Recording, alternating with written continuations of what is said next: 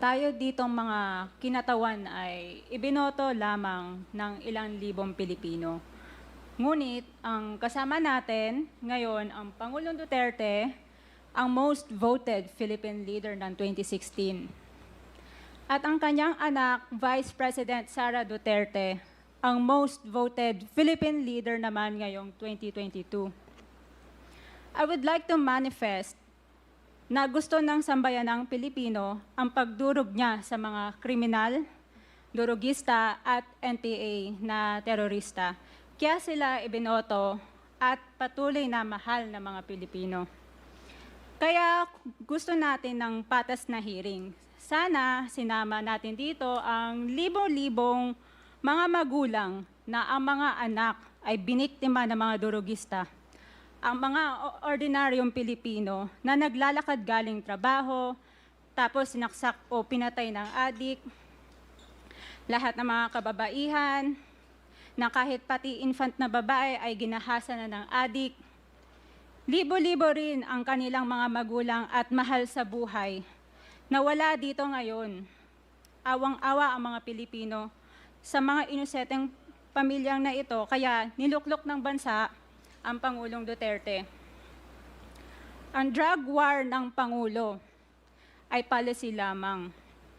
Hindi ito natupad kung hindi ito pinondohan ng Kongreso ng 6 na taon.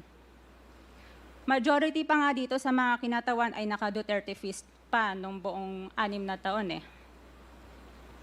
Ang Duterte Youth Party List po ay patuloy na naninindigan sa Pangulong Rodrigo Duterte at pangalawang Pangulo, Sara Duterte, na naglingkod ng maayos, dumurog sa mga durugista, kriminal at NPA na terorista para proteksyonan ang milyon-milyong Pilipino.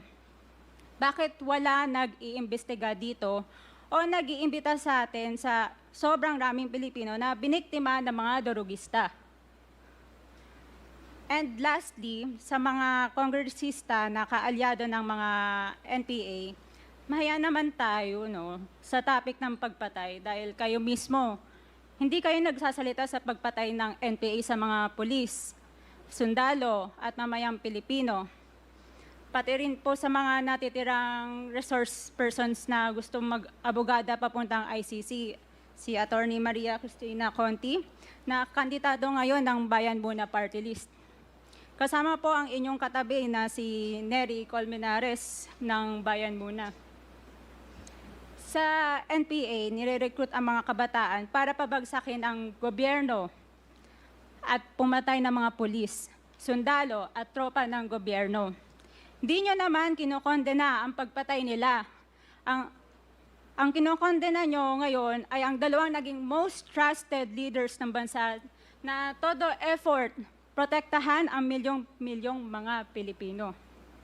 In support sa advocacy sa Pangulong Duterte, ang Duterte Youth Party List ngayon, Kongreso ito, ang kaisa-isang nagpapanukala ng pagbalik ng death penalty para sa mga rapist, kidnappers, durugista at terorista. In behalf of the Duterte Youth Party List, kami ay nagpapasalamat sa todong suporta ng Pangulong Duterte at VP Sara Duterte sa mga tropa ng gobyerno at sa pagdurog nyo sa mga kriminal, durugista at NPA na terorista. Yun lang po. Maraming salamat po, Mr. Chair. At magandang gabi po. Congresswoman. Salamat, ma'am. Mr. Chair. Bawal po pumalakpak dito. Kung gusto nyo pumalakpak, doon kayo sa labas. Maaari ba? Mr. Chair. Wala hong bastusan dito, ha?